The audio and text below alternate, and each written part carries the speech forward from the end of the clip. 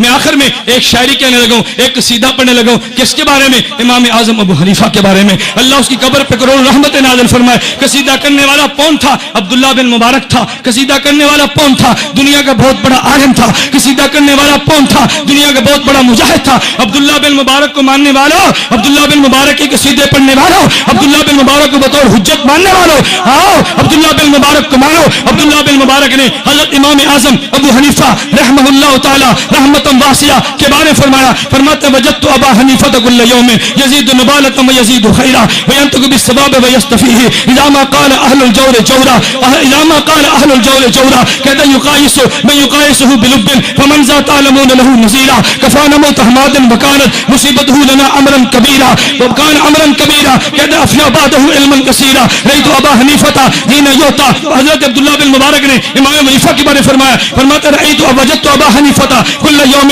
يزيد نبالة ويزيد خيرا. ابو حنیفہ کے بارے میں عجیب جملے کے وجدت ابا حنیفہ يزيد نبالة ويزيد خيرا وينطق بالصواب ويستفيه اذا ما قال اهل الجور جورا يقايسه من يقايسه بلب فمن ذا تعلمون له نزيرا. کہتے کفانا موت حماد وكانت مصيبته لنا امرا كبيرا.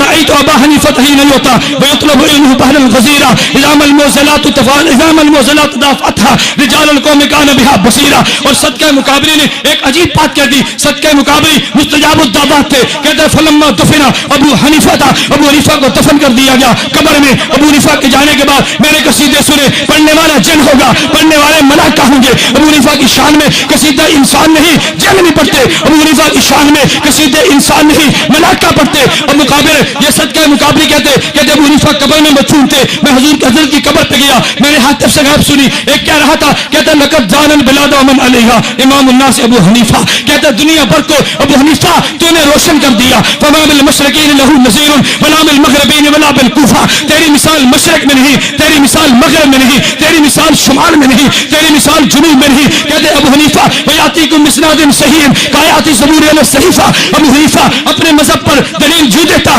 جیسے زبور پہ زبور صحیفے میں لکھی ہوئی آئے. کہتے ابو حنیفہ کون تھا؟ فمن یاخذ من الشکاک بعلم یخری کما یستنجی بلیفہ. اس نے ابو حنیفہ کو چھوڑ کے علم حاصل کرنے والوں ابو بکر پہ تان کر, ابو حنیفہ پہ طنز کر کے علم حاصل کرنے والے کی مثال تو ایسی ہے.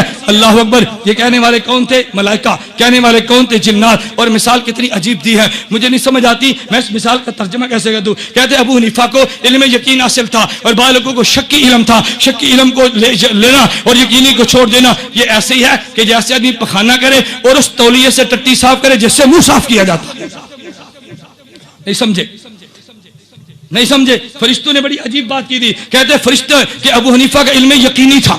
ابو حنیفہ کا علم یقینی تھا. ابو حنیفہ کے مخالف کا علم شکی ہے. علم شکی کو لینا اور یقینی کو چھوڑنا یہ ایسے ہی ہے کہ جیسے انسان پخانہ کرے اور جس تولیے سے منہ صاف کرنا اور ٹٹیاں صاف کرے. کیا مطلب؟ ابو حنیفہ کے علم کو چھوڑ کے ابو حنیفہ کے شکیم پہ تبرہ کرنے, ابو حنیفہ کے علم پہ بکواس کرنے, ابو حنیفہ کے علم پہ گالیاں دینی, ان کی مثال کتنی گندی تھی. یہ میں تو نہیں دی, صدقہ مقابری کہتے. ایک اور بات کی تھی, کہتا ثم سمعت صوتا. میں نے ایک جملہ اور سنا, فرشتے نے آواز دی, آواز دے کر اس نے شعر پڑھے. وہ کہتا لوگوں تم نہیں جانتے ذهب الفقه فلا فقه لكم فاتقوا الله وكونوا خلفا. کہتا فقاہت چلی گئی, اب تم روتے رہو گے دنیا سے. ابو حنیفہ جیسا فقیہ کہاں لاؤ گے؟ ماتنو مانو فمن هذا الذي يحل الليل اذا ما سجف.